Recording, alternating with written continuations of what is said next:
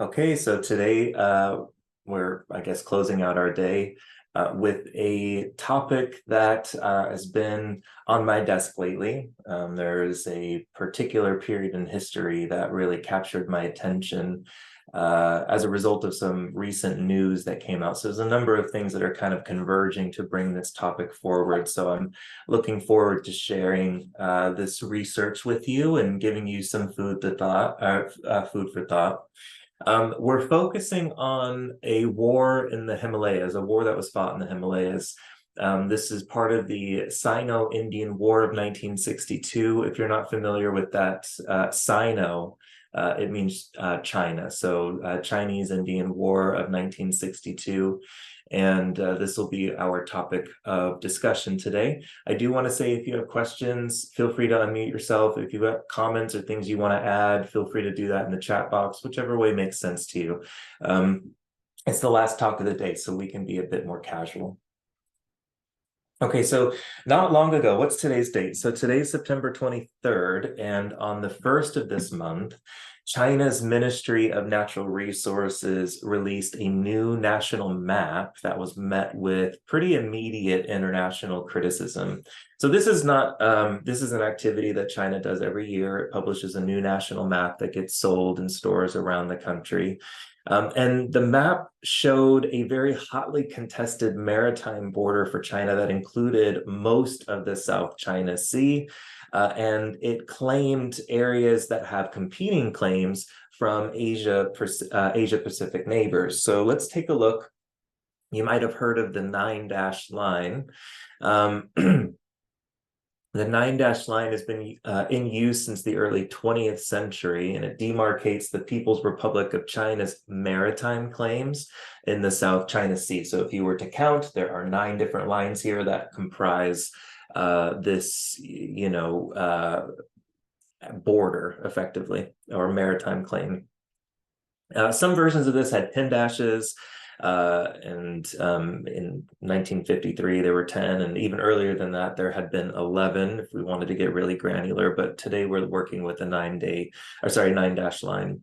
And it encloses a very large area of the South China Sea, including regions that have claims by other nations like Vietnam, the Philippines. So you can see, okay, China's here, and we've got Vietnam here, the Philippines, Indonesia, Malaysia, Brunei. I mean, a number of countries are saying that there's been a mistake here in publishing this map. It's been a source of significant tension for China and its Asia-Pacific neighbors for some time, given the overlapping claims and the strategic importance of the South China Sea. The region encompasses some crucial shipping lanes. I want to say we talked a little bit today about Neptune and its ingress into Aries, Neptune plus Saturn ingress into Aries. And I've got some peripheral research that I'm working on, but I think what's happening with shipping lanes, what's happening with commercial activity and naval activity on seas is going to be a greater point of focus as we get into the back half of this decade. But in this region, yeah, we've got very crucial commercial shipping lanes, we've got abundant fishing grounds, and then there's also reserves of undersea natural resources like oil and gas. So that's this is a very, very valuable bit of ocean here, especially for China, which is landlocked. I mean, if they don't have claim over this area in the South China Sea, they have to move shipping vessels through the waters of other international bodies, and that can be a bit sticky if China doesn't feel like it has full autonomy over its motion in these oceans. So this is why it's like, such a hotly contested thing. Now, the 9-dash line is no stranger to international scrutiny. In January of 2013, a challenge was brought to the Permanent Court of Arbitration in The Hague. So the Philippines brought this forward. And there was effectively criticism and concern that China had overstepped its boundaries by asserting claim with this 9-line on waters that the Philippines said belonged to us. And the court ruled that there was no legal basis for China's claims within the 9-line, and that China had violated the Philippines' sovereign rights within the Philippines' own economic zone. So specifically, what this judgment said was that China had interfered with Philippine shipping and petroleum exploration, that it had constructed artificial islands, which it was using for basis strategic holds, and that it failed to prevent Chinese fishermen from fishing in the zone that belonged to the Philippines. So this is the chart, the lunation chart that came just prior to the judgment being read. So the judgment was made by the Hague Permanent Court of Arbitration on the 12th of July, and this chart is for the 4th of July. And you can see that there's a really heavy emphasis on water signs. We've got the lunation in Cancer, all the planets in the midheaven and the midheaven itself, all in water signs. Mars is in a water sign. These things will all be relevant to us as we explore this chart.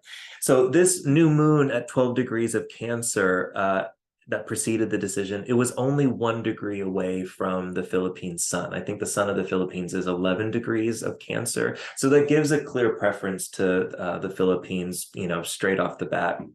We also, because the Philippines were the one that brought the case forward, we would take a look at them using the ascendant.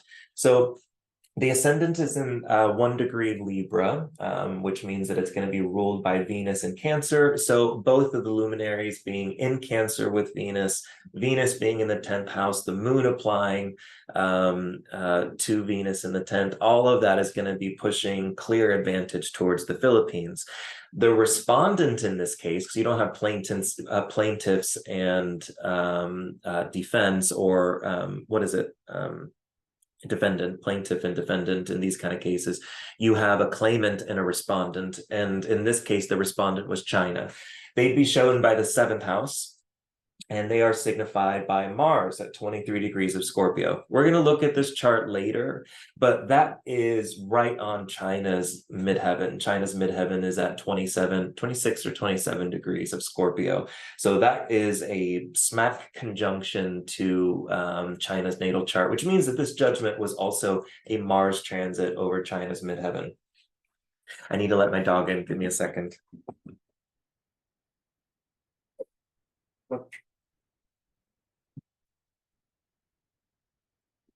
Okay. All right. Thank you very much for your patience. Right, where am I? So this, Mars being right on China's midheaven. Also, what's important to note is that the 7th ruler's in the 3rd, and the big complaint here was that China had become a nuisance to its neighbors' economic interests. And I think it's very interesting that the house of neighbors gets picked up in this chart. And Saturn's also in the 3rd, ruling the 4th house. So you can see that there's this whole thing is about this troublesome activity with neighbors. Saturn, I personally associate with oil, and there's a number of reasons for this. And the oil reserves that are at the bottom of this part of the sea that, this court said that China had interfered with the petroleum exploration and extraction operations of the Philippines.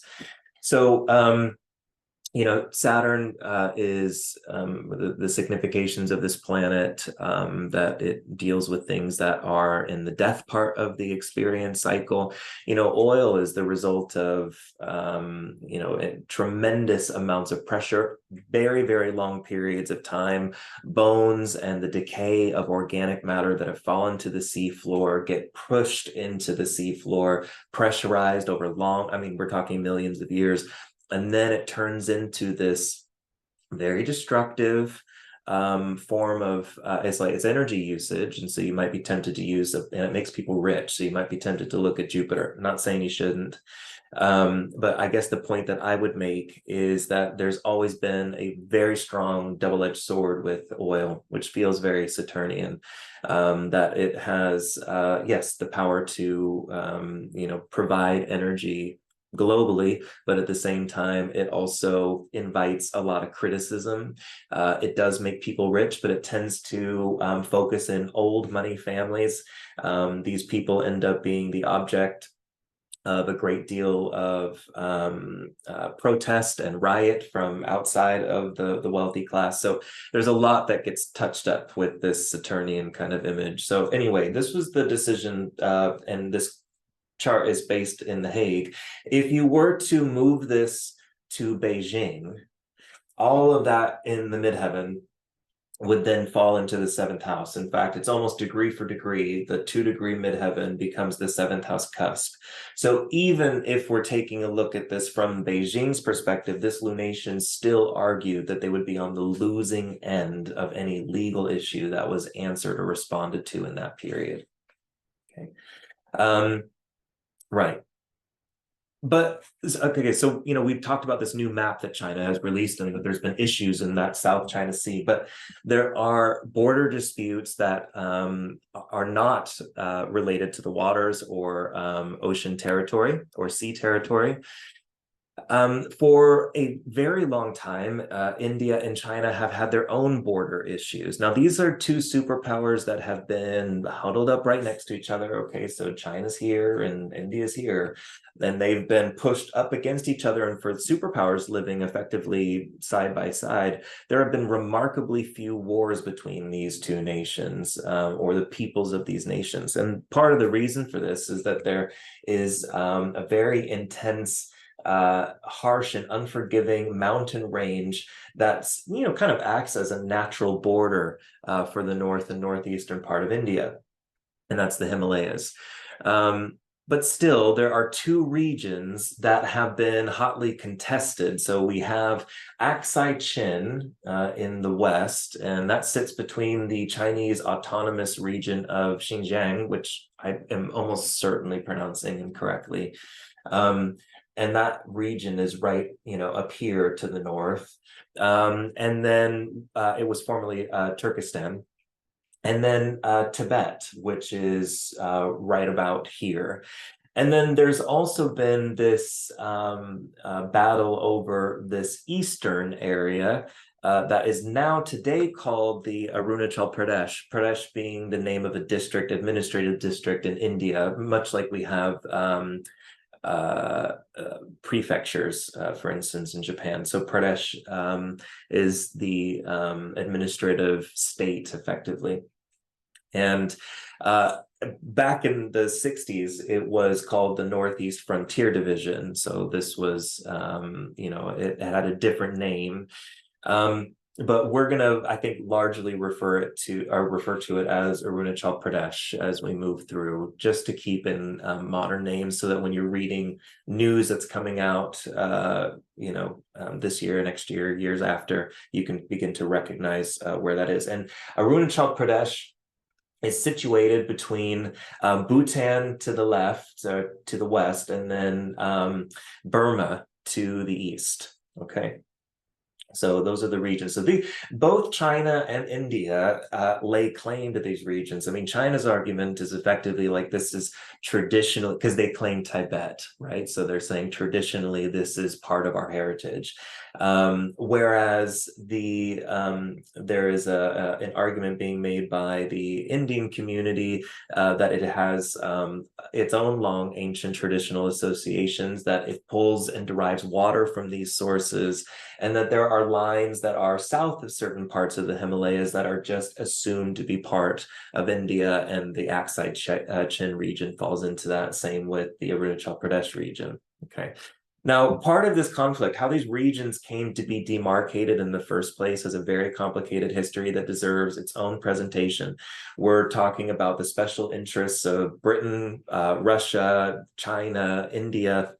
You have to remember that this region was part of the British Empire, and different boundaries have been proposed at different times. So, over the years, we might have one set of boundaries, and then a decade later another. And this is the result of shifting alliances. There might be a time where the Russians and the Americans are on the same side about where a certain line should be drawn. And then a decade or two later, political landscapes change. It maybe makes more sense for, the United States to be making agreements over here with the Chinese. And so the line, has so many different records and appreciations because of the amount of special interests by colonizing powers in this region. So an example of how the British exercised their hand in these affairs, in 1947, the dissolution of the British Raj in the Indian subcontinent, it created an independent Pakistan, which is to the west, and an independent India. And then there were political divisions that were basically drawn up on a map. And there were a number of different approaches that were tried to, kind of take religious and ethnic considerations, bringing it to the table. But this was a very violent bit of history. Millions of people were displaced. The figures range anywhere from 10 to 20 million. And the death tolls of this process and the dividing up the political divisions of the Indian Empire, that we have death tolls that range up to 2 million by some counts. So it was a very, very difficult period in Indian history. And these are the two regions on this map that we'll be focusing on: Aksai Chin to the west and Arunachal Pradesh to the east. Now, in 1962, Mao Zedong, so let me just give you a bit of history. Like when this map was developed and we're starting to divide the dissolution of the British Raj, well, this happened in 47. India became an independent state in 47. And we'll talk a little bit about the India chart and its first prime minister. But 2 years later was the beginning of the People's Republic of China in 1949. So this is a very busy time period for this area in terms of political alignments and things like this. And Mao Zedong was in power in China. And so leading up to 1962, there's a lot of history that's going into the 50s and into the early 60s, where the Indians and the Chinese become suspicious of each other. Multiple times, both countries' leadership went on record to say that while we hold claim to these lands, we do not intend on engaging on this with military force at any stage. There was a whole policy about peaceful independence and brotherly relations between the two nations, but that changed in 1962 because leading up in the early 60s, there were little skirmishes that were happening, and Mao became suspicious. And it wasn't just Mao, it was also his leadership team. Chinese leadership became suspicious that India actually intended to attack the Chinese and launch their own invasion. So China decided, we're going to take this into our own hands. And the first attack came on the 20th of October in 1962. Now, this is a very interesting chart, very interesting story, all told. I'm going to tell you what happened in the actual battle, and then we'll take a look at the astrological signatures that are shown here. So what happens first, this is taking place in the Eastern Theater, and it's on the western side. So there's a river over here, and an attack first came from the southern banks of the Namkachu River. You don't need to know the name of the river, that's fine. But you can see, there's a little bit of river symbolism in a surprise attack coming from a river with this Jupiter-Uranus opposition at 2 degrees of Pisces. So I'm bringing in some river symbolism by choice there. The moon is in the southern angle in Cancer. There's river association with all the water signs. So I'll just go ahead and allow it for the purposes of this demonstration. And Indian forces were very quickly overwhelmed. Both sides in the process of this battle realized, because you have to remember, they're fighting in the Himalayas. We're talking about tens of thousands of feet above sea level. And they realized that their militaries, both the Chinese military and the Indian military, were not as developed and as capable as both sides believed. They learned a lot about the limitations of their own military. And this particular war, which lasted for a month almost exactly, this particular war caused both sides to have a complete overhaul of their military operations, military research, etc. So this was a very harsh landscape to be fighting this battle, and both sides suffered casualties, but the Indian forces were very easily overwhelmed, and they retreated into Bhutan for safety. And China did not cross Bhutan's borders. They respected that was outside of their claim. They're only trying to take back land that they believe they have right and access to. But what they did was they chose to press their advantage into the east and into the what was at the time called the Northeast Frontier Division. The Indians held their own for some time, but eventually they were pushed back.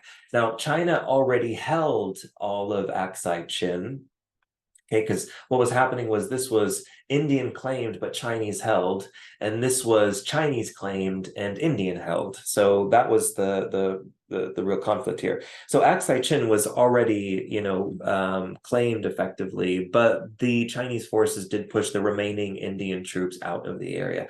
And the war goes on like this for about a month. I mean, there are some lulls in the process, and we see some counteroffensive led by the Indian military. And then Chinese response, and it goes back and forth, and there's a break for a little while. It's just a bit of this. There came a point where the Chinese objective, I mean, they had pushed completely through their claim lines. And they did something very interesting at this stage when they had effectively realized that they had won or conquered the land that they had claimed to. They issued a unilateral and unconditional ceasefire to begin on midnight on the 21st of November. The Indians didn't get the ceasefire immediately. They asked the Americans for help, but then they got the ceasefire, and then the Americans turned around. So there was almost American involvement, but it did not quite go that far. Now, let's take a look at this story through the lens of astrology, because there's a lot here to pay attention to. And I am going to place the planetary signatures that I want to explore on this graph on the bottom, and we're going to keep this down here for the whole presentation, because I'm going to be making references to how this chart is still being responded to. It's still active, and worth keeping our eyes on in the coming months and years. So the first thing, I hope that you picked up, the first thing in this chart was this like very intense Mars-Saturn opposition. Mars-Saturn contacts are so reliable for showing military exercises, military battles. When they're conjoined, we see obviously a very different experience than when they're opposed. I mean, you can see military operations, for instance, when they're conjoined, or maybe accidents of a non-violent nature. So for instance, I remember there was a Mars-Saturn conjunction not long ago, it was a few years ago. And as it became conjunct, it was within a degree of each other, and then it came to an angle. There was a military plane that went down over Arkansas, and it was like all over the news, and what's going on, what happened, and that was the effect of a conjunction, which is still problematic between these two. Deborah talked about this in her presentation, that even Saturn and Mars conjunctions in good houses, they produce issues. But at least it wasn't all out warfare. This is an example, I think. Oh, and I also want to tell you, I have placed the location at the site of where the battle took place. So, this Mars and Saturn opposition, to me, it's kind of showing about this rain of fire coming from above. I'm very connected to the fact that Capricorn is on the fourth house cusp, which shows the terrain to be mountainous, to be barren, to not have a great deal of green around, for instance. This is a very snowy area, a very cold area, very bare, but a very important watershed for both the Chinese and Indian people. The symbolism of Saturn being the fourth ruler in Aquarius to me, I can very easily see mountain ranges in that image, and then Mars in opposition, showing a battle being brought to the mountain ranges. And also, we got to think about the nodes being conjunct these planets. The nodes have always signified places where heights are exchanged. So they'll signify stairs, ladders, anything, an elevator, although it's not a historical association, it's the same principle, but also mountains. Okay. And you'll also read things about like that the nodes represent like stables or where animals are kept or where they're stored. And I can't say it's the reason. The way I remember this and the reason that I think it is connected is purely just the shape of the nodes and the way that they're written, how they resemble a horseshoe. And so if that helps you kind of remember associations with animals as well, that might be useful to you. So at any rate, this Mars-Saturn opposition conjunct the nodes, we get a very clear image of this story of war happening in great heights, and it being, a very dangerous endeavor. We have the Jupiter-Mars opposition as well. That's happening in 2 and 4 degrees of Virgo. As we move through our presentation, you'll see that those early degrees of Pisces, it's a really tricky degree when it comes to international relations between India and China. I think I'll just leave it there until we've got some demonstrations. I would draw also your attention to Venus at 27 degrees of Scorpio. Now, remember what I said before, this is China's midheaven. I think this is relevant because China declared a ceasefire and stopped all military force in the region when they had won. And they also made the agreement to walk some 15 or 20 kilometers behind their claim line to allow the Indians to reestablish themselves. I mean, it's the most bizarre story because it's like they won it and then they did not hold or create any sense of, they didn't hold or create any sense of permanence. It's likely that they did not want to stir up antagonism from Western powers like the United States. That would have been a very devastating thing for China to do at this time. It's still very fragile. It's in early years and it's establishing, there's a lot that could go wrong if, different powers decided to jump in at this time. So, but I do think that Venus at 27 degrees of Scorpio. Hey, Scott, I don't know if you realize, but you're drawing on the screen. So if you could be careful with that, that'd be helpful. So that 27 degrees of Scorpio placement right on China's midheaven, to me, that is like a hyper important point to remember. So I've mapped all these out down here for a scale from 0 to 30 degrees. And you can see, for instance, that Venus is at 27 and then the Mars-Saturn conjunctions at 4 degrees of their signs. We got the opposition going on here. So we'll just use that as a way to kind of come back to the same symbolism as we advance. Okay, I've also placed the positions of the ascendant and the midheaven, the position of the moon, the position of the sun, because even though I haven't drawn explicit attention to these planets yet, you will see that they form a very important component to the story that's unfolding here with these border disputes between India and China. Are there any questions before I launch into the next segment? Any comments, any questions?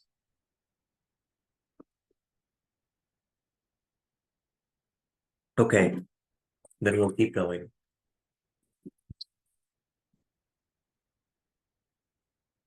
All right. So remember what I said, that this was a relatively new country that had been formed, India and China as well. India had been established in 1947 on the 15th of August, and they were granted independence without any further, British direct involvement, or I guess maybe that's not the way to phrase it. What I would say is that their independence was claimed at midnight on the 15th of August, 1947. Okay. Now, one of the things that is important to remember when a new nation gets set up is you've also got the establishing of a new leader. And this is where we see Nehru, who was India's first prime minister. And anytime we see a new ruler come into power, we take the Aries ingress from that year and we use that as kind of like a coronation chart. Even if we have the exact time of somebody swearing in, we would still want to take a look at the the general prognostications that are being shown. It's almost like the time that they're sworn in gives a bit of an image about the personal process, like what happens personally now. But the Aries ingress is seeded into global patterns. And so now we're talking about the reverberations of a leader being established in India within this year. That's what the Aries ingress of the accession chart shows. So they're different, and they have different things to say. So this is what we're going to focus on today. What I'd want to draw your attention to, if we take a look at the accession chart, is that it sets up a sensitivity to 6 degrees of Pisces. Notice that on the 7th house cusp, this has now become the degree where we find open enemies, where we find those who are intentionally acting against our interests. You can see Mercury on the cusp of the 7th. So this is again talking about false friends, those who would use misdirection to lay false claim. This is a very dishonest signature. It's Mercury, Mars, Mercury retrograde, Mercury in detriment, fall, peregrine. It's the worst in a very like cold technical way of measuring Mercury's capacity to bear signification. This is about as difficult as it gets. Now, interesting, if you remember the time in the war chart, remember that Venus was at 27 degrees of Scorpio, and that China issued a ceasefire. Now, if you take a look at the accession chart for Nehru, you can see that he's got Jupiter right there at 27 degrees of Scorpio, and India's national chart is 27 degrees of Cancer. So for me, it feels like there was already a signature of a bit of protection that's being shown here. It's useful. I think this is very instructive to kind of see where Venus falls, where Jupiter falls in particular places. It gives us a window into where peace can be achieved, where there can be a decision to lay down arms. The Indian chart, is there something else? We've got the north and south node on the 10th and 4th house cusp. This is exactly what we saw in the first strike chart, that we had angular nodes in the 10th and the 4th. But actually, India's own birth chart has the nodes on the 1st and the 7th. So there's a very strong nodal story connected to the nation of India. And honestly, if the nodes belonged to any nation, I think we as astrologers would all agree that the Indians have really embraced that part of astronomy and astrology in a way that is quite exceptional. So maybe it's not so surprising to see such a strong influence of the nodes in these charts. I want to draw your attention to Mars at 0 degrees of Cancer in the India's national chart. We don't have this in the first strike chart for that recent war in 1962, but this degree will become activated. So I just want to get that in your mind for now. You can see that in this accession chart, Saturn is at 2 degrees of Leo, and this is right where Mars and Saturn were in opposition at the time that Nehru had to handle a surprise war. Mars was transiting over the Saturn of his accession chart, and that's a pretty powerful theme. Saturn was in opposition, so it was a Saturn opposition to this chart effectively. What else might I want to point out at this stage? I think that's probably okay for now. Right. The one thing that I won't be able to show you today, I didn't include a chart for this.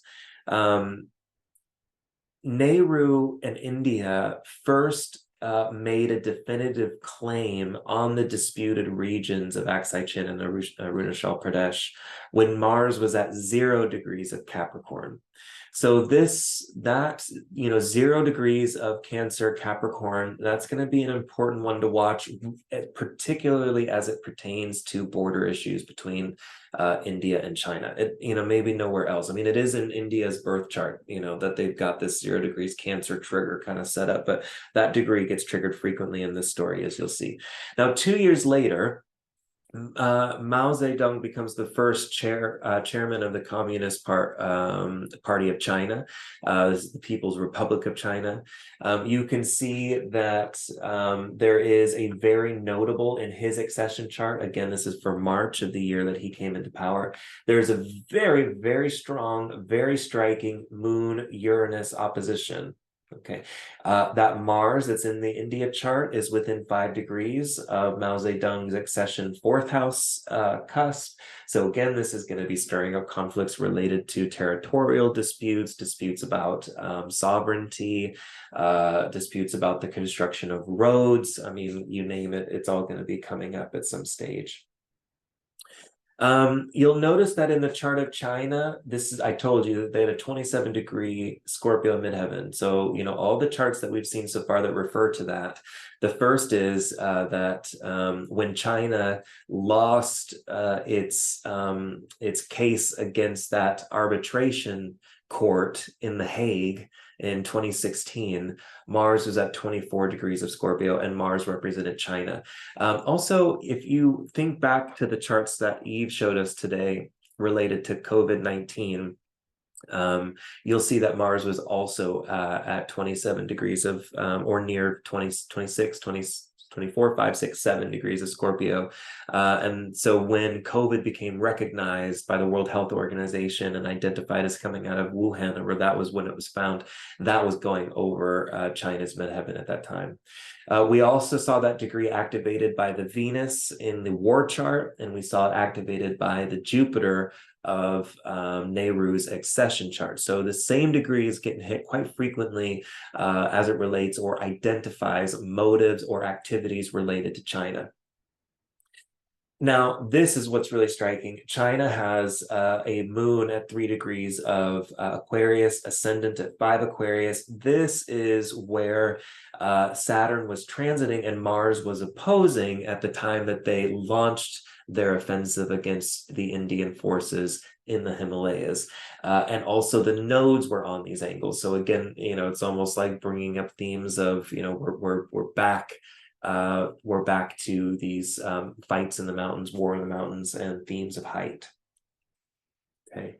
And then also, if we take a look at India's chart, just remember that India has this conflagration, Pluto, 13 Leo, Saturn, 13 Leo, the IC, 14 Leo, Venus, 15 Leo. So it's a huge part of the fourth house kind of animus that's being shown here at 14 degrees of Leo, and that's precisely where China has a Mars-Pluto conjunction in the 7th house, no less. So all of this really kind of kicks up themes that I think bring a pretty sharp observation of problems with territorial disputes between the two nations.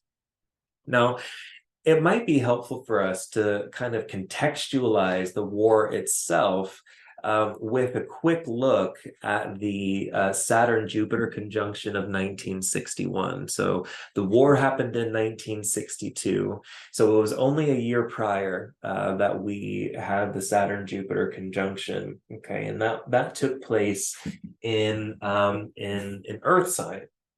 So let me draw your attention to this. This is based in Delhi. I mean, you could, if you would like, set it for Beijing, but I based it for New Delhi for the specific point of drawing your attention to the ascendant and descendant axis.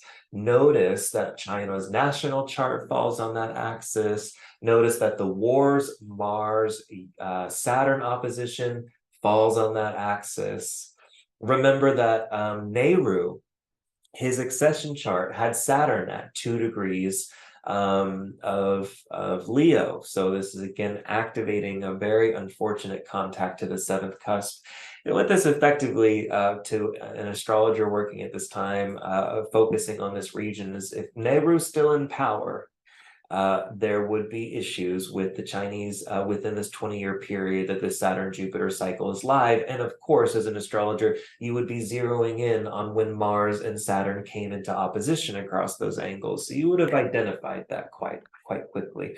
I'd also bring to your attention that this Saturn-Jupiter conjunction has Mars at 0 degrees of Cancer. So to remind you, 0 degrees of Cancer is going to be over China's 4th house cusp. it'll be over Nehru's India's Mars at 0 degrees of Cancer. And it also forms an opposition to where Mars was when India first made a definitive claim to those lands. So this is already drawing attention related to this particular conflict at 0 degrees of Cancer. Okay. Right, there we go. Okay. I would also draw your attention to the fact that we have this Jupiter-Saturn conjunction. It happens on the 4th house cusp of the war chart. You know, so it just brings this entire, it tells you this is going to be the theme of the next 2 decades with these two nations, is this Jupiter-Saturn conjunction right here in the 4th house, drawing out all the significations of this particular chart. And it happens in Capricorn, so we get the image of the sea goat. That's useful because the sea goat has always been used historically to talk about landscapes where there is, well, first with Capricorn, we're talking about barren landscapes. You know, you understand mountains, cold, where things don't grow. But if we think about the sea goat, what's happening with Capricorn is this balance between resources of land and water. And this region is very important because of the water tributaries and how these flow down to watersheds that are used in India, watersheds that are used in China. Now, this isn't the main source of water for either nation, and so it's not a leading or primary concern, but it is becoming one of increasing concern as water security tensions in the area are a bit shaky.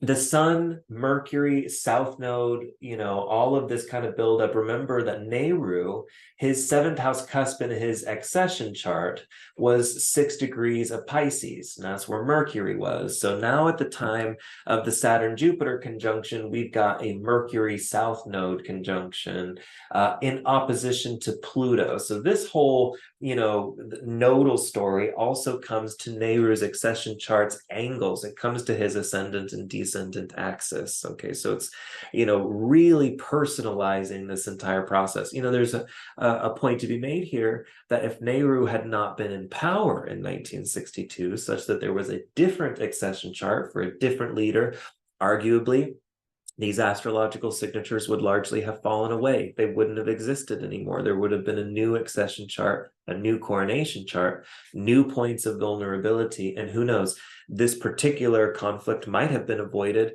by maybe a more militarily minded Indian prime minister. Nehru was very much about going on the path of peace. And so, especially where China was concerned. And so, you know, there wasn't any desire to beef up their military, you know, be prepared for modern combat, certainly not in the Himalayas. But you might have had a more suspicious-minded leader instead, or maybe one who does a better job, you know, of working with diplomacy with suspicious nations like China was at the time. So, I mean, who knows who would have stepped in, but the signatures would have been different. We wouldn't have seen all this kind of highlighting those same charts in the way that we have. Now, this is not, you know, a conflict that is entirely in the past. We're still very much stepping into, you know, modern stories of conflict between China and India that I think are going to be worth exploring. We have new leaders of these two nations. So you can see that Xi Jinping was brought into the office of the presidency on the 20th of March, not on the 20th of March, but in 2012. And this is his accession chart. And then Narendra Modi was brought into the position of prime minister in the year 2014. So 2 years apart. And it's an interesting kind of parallel because when these nations were founded, they were also founded 2 years apart. There seems to be this kind of cycle that moves between them. When you take a look at the accession chart for Xi Jinping, probably the sharpest thing to notice is this Moon-Mars opposition, this very sharp Moon-Mars opposition. Now, Nehru's no longer in power, right? And the seed moment, which made those degrees so sensitive, was Nehru's accession chart. That was the seed moment. He's no longer in power. So there's a question that exists about, to what extent would we say that this chart is still antagonistic to, what happened in those years during Nehru's rule? It certainly is still picking up the south node, I apologize, the south node Mercury Pluto north node opposition of the 1961 Saturn Jupiter conjunction. So my guess is that even though Nehru is not in power anymore, there are now two different anchors: Nehru's leadership and then also a more broad mundane cycle. So I think it's very likely that the activities between the 60s and 70s between India and China are in some respects either being revisited, replayed, and worth keeping our attention on. Is there something else I want to draw your attention to specifically? I mean, we have Saturn in the fourth house, retrograde. Saturn is in Libra. Let's talk about Saturn in the fourth. I mean, this is going to be drawing on territorial claims. Because Saturn's in the fourth, there's going to be issues with territorial claims. That seems, kind of clear enough. But Saturn also has association with oceans. Now, it's a little hard to actually back this up sometimes, because most of the associations that we read when they relate to oceans, we're drawing on the most obvious associations like the moon or the water signs. But Saturn has an association with isolated spaces, drowning, salt. There's just a lot of themes related to the ocean, the oil deposits that are at the bottom of the seabed, all of these things that have a very strong Saturnian theme. So Saturn in the fourth house, I think, is drawing a lot on oil reserve concerns, territorial concerns, also, the import-export business related to metals and minerals. This is all sorts of places that we could go with this particular signature. And that Saturn happens to exist right on top of Modi's Mars in his accession chart. So now we've got this issue. Again, the nodes are involved because they always seem to want to be involved in this particular drama. We have Saturn and Mars in a conjunction with each other. Both of these planets are retrograde. It gives you a feeling of a lot of false starts. So, and deals not being honored, somebody's word not being respected. You can see that in Modi's fourth house, just to draw attention, there's a Mercury Neptune conjunction in that same degree that the moon Mars opposition is still triggering. So we're pulling really all the way back from this Jupiter Uranus opposition. We keep hitting the bell on that particular opposition with the more immediately minded planets, which is saying that we're finding new ways to fight the same battle. We're finding new reasons, new justifications, and that's kind of the theme that I think is being shown here. It's interesting to find also that both of these gentlemen have angular Saturns in their accession chart. So Saturn is in Scorpio on the ascendant, receiving the aspect of the moon and Modi's chart, and we have Saturn retrograde, so both retrograde as well. Saturn retrograde in the fourth house, but this time separating from a trine with the moon. So, there's interesting kind of parallels here, which might give you, images of fixity of will, images of stubbornness, a willingness to respond militarily and with force on Modi's part. You have to remember, when there's a Moon-Saturn conjunction in Scorpio, we're not afraid to go to war.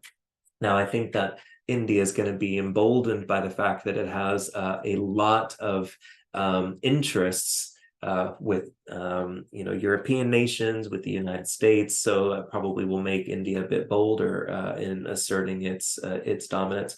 There's a degree that I do want to draw your attention to. We don't have anywhere else to write this, so you just kind of need to remember this 27 degrees of Aquarius.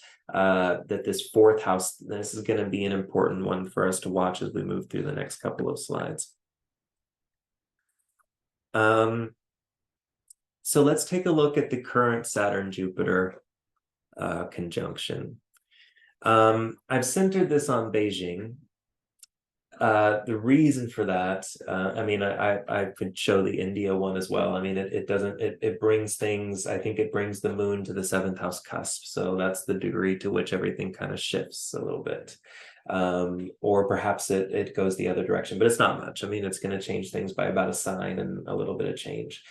Now, what's interesting to me about this particular chart is that the Saturn-Jupiter conjunction of 2020, it features the conjunction itself right on the Mars-Saturn opposition, which kicked this whole thing off. And if you remember, these degrees were also seeded in earlier charts. So, this is a multi-seeded kind of configuration. So now we've got Jupiter and Saturn in conjunction with each other right on the Saturn-Mars opposition of that 1962 war. But it's not just that the conjunction's right on, the angles of the, the midheaven and IC are both at 0 degrees Leo and Aquarius. I mean, that's bang on. That's quite striking on its own. But that is going to be reinforcing, again, that same kind of opposition and that same stance. Mars is in the 7th. Historically, traditionally, this has been very much associated with themes related of going to war in a particular period. And I should remind you that the nodes have decided to come to this point, now-ish. I mean, we're over the next couple of months, we're going to see the nodes traveling over the ascendant and descendant axis of the Saturn-Jupiter conjunction for Beijing. Now that's relevant because when the nodes get angular to one of these charts, we start to see activity pick up between these two nations. Remember, the battle chart we looked at and the conflicts, it just seems like we end up with the nodes on angles in a lot of these. The moon is at 27 degrees of Pisces. And I think largely in these Saturn-Jupiter conjunction charts, there's going to be themes related to water and water sovereignty. So I think that's probably, where that's really going to be showing up. If we take a look at the eclipse that's coming this October, so that happens at 21 degrees of Libra. Okay, 21 degrees of Libra. And that, this is based in Beijing as well, that 21 degrees of Libra, that makes the eclipse oppose this Mars, which that is a provoking aspect. That is an aspect of provocation. This is the kind of thing you don't want to do to a dignified Mars, is to kick it off in this way. I'm noticing that the ascendant is at 27 degrees of Leo. So if you remember, I wanted to bring to your attention that this is that axis related to Modi's chart, 27 Leo, 27 Aquarius. So finding the ascendant of the eclipse in Beijing, capturing Modi's midheaven, that's quite a striking theme as well. Pluto at 27 degrees of Capricorn is traveling over the 4th house cusp.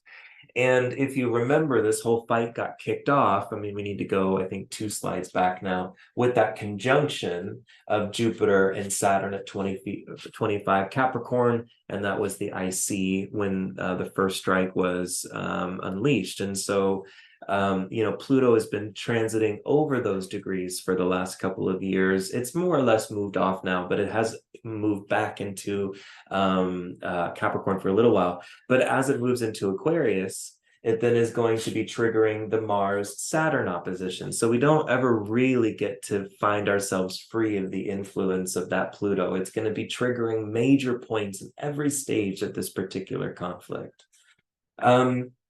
We could say other things looking at this. Venus is at that degree, 5 degrees of Virgo. Remember the sensitivity that's set up with the early degrees of Virgo and Pisces.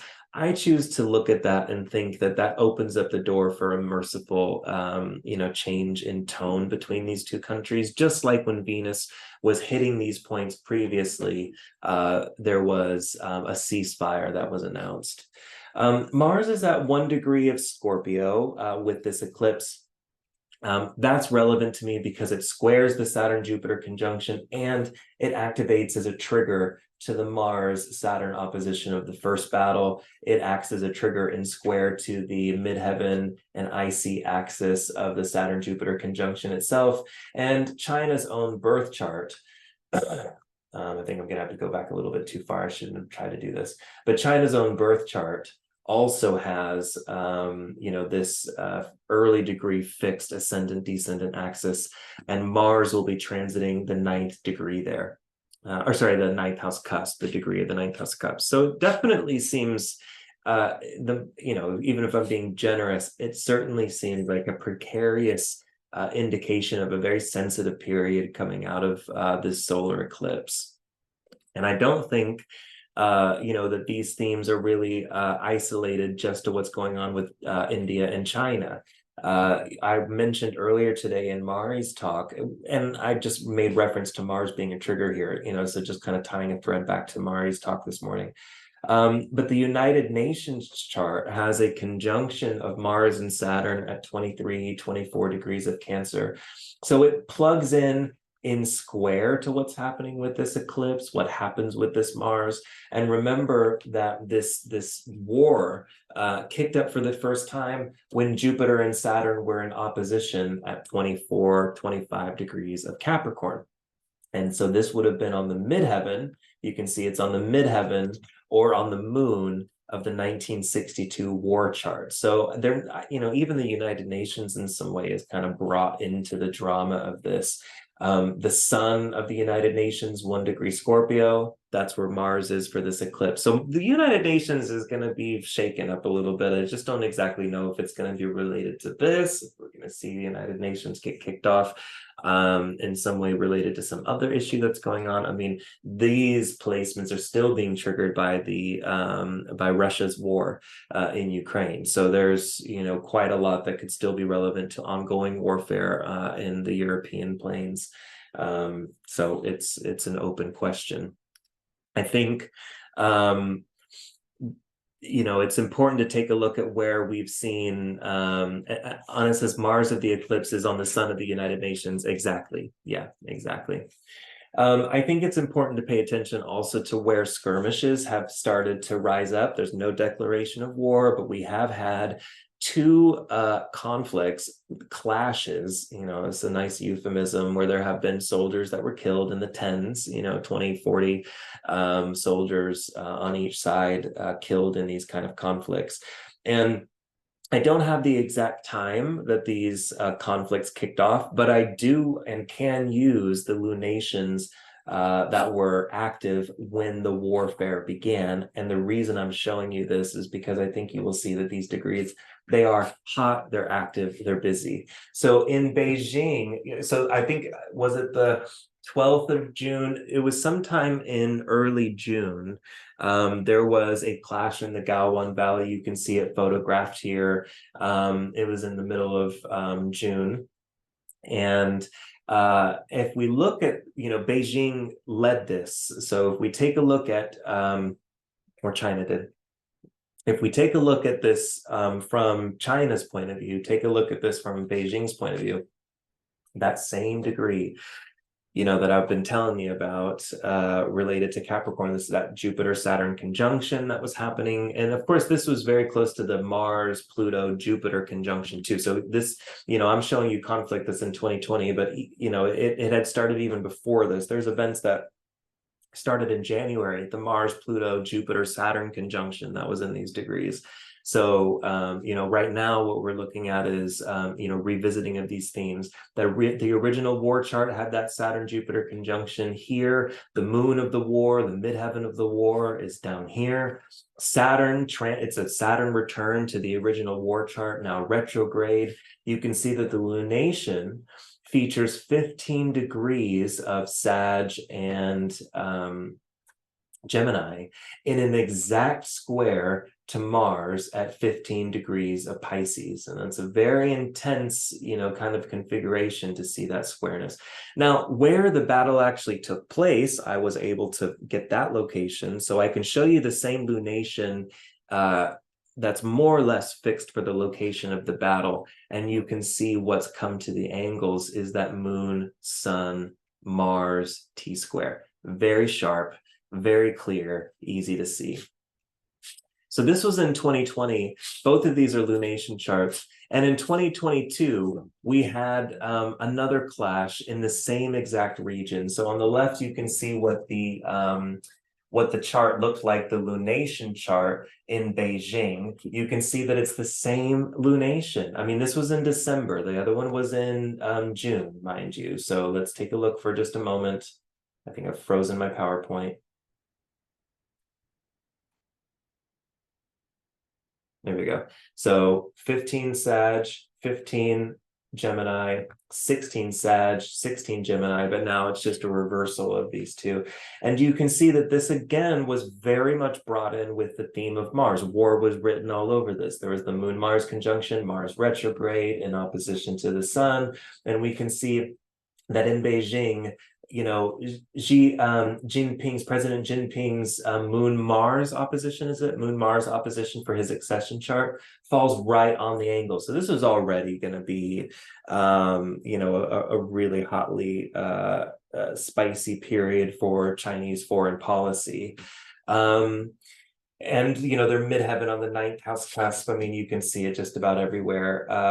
The clash itself, you'll need to forgive that I don't have the houses to show you. I don't know when it took place. So this is just a noon chart, but you can see that, you know, when this took place in that location, that the moon had actually come on the day of that clash to 0 degrees of Cancer in opposition to Mercury at in the early degrees of Capricorn. So that placement that relates to this territory and the conflict of this territory, that 0 degrees of Cancer was again triggered here by this opposition between the moon and Mercury. So this, Lori says it would be interesting to see if some of the indigenous freedom movements in the area might have an effect of guerrilla war. Yeah, I'm sure that would be interesting. I don't even know where I'd begin to pull some of that detail, but yeah, definitely. So this brings us back, you know, to the astrology of when China published this map on the 1st of September. And this is the preceding lunation when that map was published. And I'd like to draw your attention to the fact that 24 degrees of Capricorn was on the ascendant. All right, so this is the moon of the original war chart, the Jupiter-Saturn conjunction. This is where Pluto has been. You know, this particular degree has been activated with relationship to this particular challenge. And Saturn at 4 degrees of Pisces, also triggering. Okay, so Saturn's going to be plugging into President Jinping's Moon-Mars opposition and you know, a number of other charts as we continue, like the original war charts, Jupiter-Uranus opposition. Okay.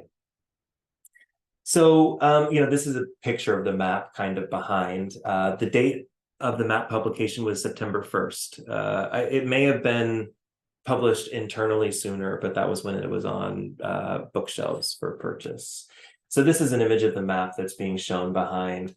Now, you know, leaders at the G20 summit were fairly convinced that China decided to publish this map, which showed alterations of the 9-point line. It showed Taiwan as belonging, which was not a surprise, showed Taiwan as belonging to China, showed claims that the Philippines had, that Indonesia had, Brunei had, showed all of this belonging to China just 2 weeks before the G20 summit. Okay. And the G20 summit, when you take a look at the astrology of this chart, centered for Beijing, you can see that, yeah, that probably was the intent, was to provoke up themes related to this land management issue.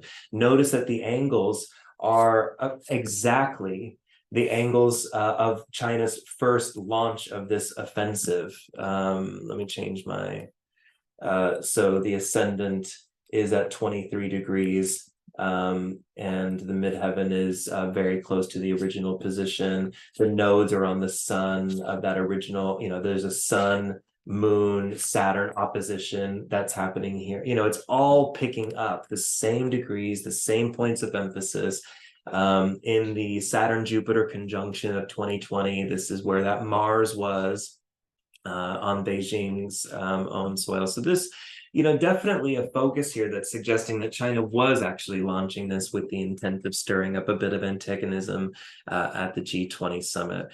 And I suppose, what's next for us to do is to, look forward into the near future. This is the kind of thing, these conflicts that are happening in the South China Sea, these conflicts that are happening in the Himalayas. These are the kind of things that start as regional disputes and very quickly become world wars. And this is one that I think we all should be watching very, very closely, because as soon as China and India draw sides, you now have Russia on one side and the United States on another, which is going to force the hand of Pakistan. It's going to force the hand of Afghanistan, Kazakhstan, all of those nations that are bordering up against Western China, Western India. There's going to be quite a lot. As soon as those people come in, we start to see more militarized powers respond as well. So it's not hard to imagine a domino situation where step 1 leads to step 20. This is one of many scenarios. I'm paying close attention to it because the Saturn-Jupiter conjunction at 0 degrees of Aquarius is so heavily triggered in the astrology related to this particular war in 1962. But also because the Saturn-Jupiter conjunction happened in Aquarius, which talks about mountains, mountain ranges. It talks about water and water infrastructure. So this is, again, going to be connected to watersheds and what's happening with the water runoff from these regions in the Himalayas. The moon was in Pisces, 27 degrees of Pisces. And so that clearly is bringing water themes together. And if we take a look at the Aries ingress for next year, there's some concerning themes that I think are deserving of a bit of attention. The main one being that we now have Pluto transiting over that Mars-Saturn opposition that has shown to be so reliable in timing, updates to this particular situation. The moon's at 3 degrees of Leo. Pluto is at 1 degree of Aquarius. So it's not just Pluto transiting. This entire year for the world has a moon-Pluto opposition. Okay. I'm also interested in remembering that Mars in the 2024 Aries ingress at 27 degrees of Aquarius hits the IC of Narendra Modi's accession chart. So this is going to be stirring up territorial disputes. It seems to be drawing a very quick and easy parallel to what's happening with these two nations. So in the West, on the left of the screen, oh my goodness, on the left of the screen, we have the Aries ingress as it's seen from China. And unfortunately, I'm not seeing, a relief of these signatures. I'm seeing them reinforced by the fact that 0 Cancer, that degree that Mars is in India's chart, this is the same thing that brought kind of war from China to India. This could actually be suggesting that maybe India decides to go on the offensive in this case and assert themselves. I mean, it will be interesting to watch how this comes together, but that Mars placement, is bang on the ascendant-descendant angle. And then President Xi Jinping's own Moon-Mars opposition in his accession chart is going to be hitting right across the 10th and 4th house cusps. So this is, it's a lot. I mean, this is, finding 25 degrees of Capricorn on the 8th cusp is also showing, themes related to loss related to this particular land dispute. So, it seems to me to be quite a hot button issue.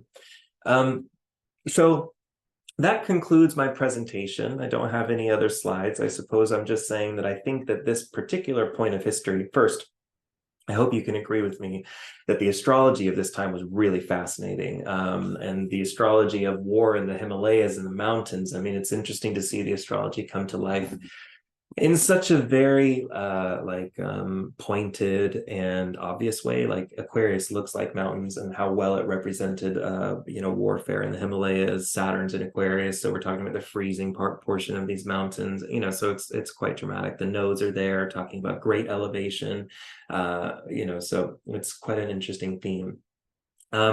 We have a couple comments. Let me just take a look.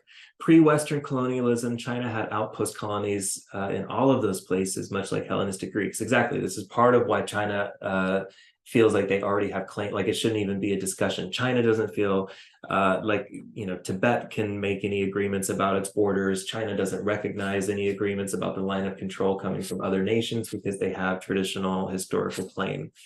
Lori says, can you imagine Greece deciding it owned Afghanistan to Spain? Yeah, exactly. Anna says that opposition is close to the degree of the Mars opposite Saturn of the 1962 event. Exactly. That's exactly my point. Yep. Lizzie says she's flying through Taipei in January. Better hold on. You might be good to fly through in January. Just, get there before the Aries ingress. Although there are some dates in December and January that I looked at, new moons, full moons, etc., that I thought deserve some attention. Did you see Canada calling out Modi for assassination on Canadian soil? I sure did, and I read about that today, and I thought, ooh, this is interesting to see, and I need to read. I want to look into the astrology of it. I don't have any access to that yet. That news came while I was working here at this desk, so I have to look into that more. Scott says, great presentation. I knew nothing of this war. I don't know why moving my cursor created drawings. Oh, I think, don't worry about it. It was just a thing that kept happening. So I agree that these kinds of local skirmishes bear watching. So much of maritime rights globally is creating bad blood.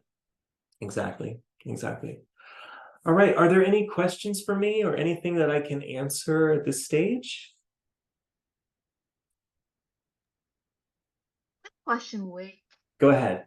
I mean, China, isn't it like kind of in all fronts? Like, I mean, with Taiwan on the one hand, like, with the US behind it, on the Southeast Asia with the ocean, and I now can't like really make coming out in. what you're Oh, saying, Yogi. Can you speak? sorry, There you go. sorry. Can you hear me now? I can. Yep.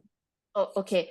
I was wondering, like, it seemed like China was spread all over, meaning like Taiwan, Southeast Asia with, all the ocean disputes, and now like with the Himalayas, Yeah. when the strongest ally is already in 1 year war and is not winning. Oh, Yeah. well, it's not losing either, but what would be the strategy of just picking so many fights? Yeah, that is a really good question.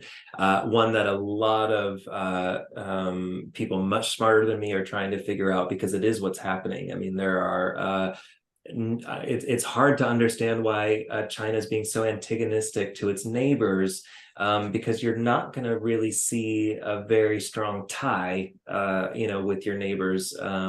So if this were to go to war, they'd be surrounded by enemies. Now, China has also made an incredible amount of financial investment in Africa. Yes. And I think that there is a desire to draw new alliances and to make new disruptions into world order that includes South America, includes Africa, and developing continents. So I think China's strategy is shifting, and we may not know what their end game fully is. And there may not be one. There, it may be that China is actually going to respond to India's aggression because India now senses an opportunity where sentiment towards China is at an all-time low in the region. Maybe we press our advantage, move forward, reclaim these territories, and get this signed off at an international level and call this a day. It doesn't necessarily have to be China provoking this time. Yes, that's what it sounded more like. The Chinese strategy is always provoke and always go on the defensive. Right. Yeah. Thanks for your question. Okay. Well, thank you for joining me today. I hope you had a full day, or enjoyed it at least. I know it was a full day, whether you hope for it or not. I'm going to go relax and get ready for tomorrow. I hope to see you bright and early. We'll be starting at the same time, just kind of an open place for people to come. We'll talk about the calendar for the day, and then we'll start out at 9:30 UTC, just as we did today with Mari Garcia. Thank you so much for attending the World Astrology Conference hosted by the School of Traditional Astrology, and we'll see you tomorrow.